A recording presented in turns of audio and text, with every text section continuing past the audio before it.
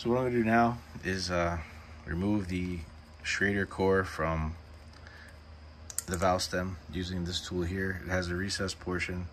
Maybe with a great camera to focus. Sorry about the cameras. Too much technology.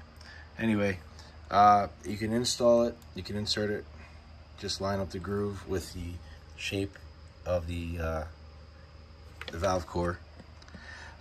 Just another thing to note, it's relatively easy to determine if a tire already has a tube in it or not, just by looking at the valve stem.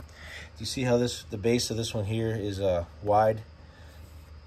It's not straight, it's wide, and it covers portions of the rim, and you can tell there's another part behind it. That's because this valve stem has to plug up, has to seal around the rim, as opposed to the valve stem on the tube. Although this one's at a 90 degree, it's symmetrical, it's straight. It's not going to seal against the rim. So if this were to be a tube, this would be straight side, smooth, and it would not be sealing against the rim. And that's how you can tell if you have a tube on the inside. So to remove the there's a little bit of air in there. So this is the core. Sorry about the camera. iPhone 15. Too much technology, not the best. There's the core from the valve stem, and it has a threaded portion on top, and the red band is the seal. We're going to set this on the side for now. We don't need it.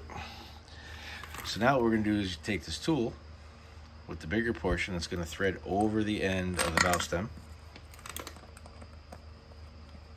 And tighten it all the way down. And we need to remove that valve stem to make room for the valve stem on the tube. The simple way of doing that is grab a pair of needle nose pliers, put underneath, and then pry against the edge of the rim. It might take a little bit of effort, but you work it back and forth, and that'll pop right out.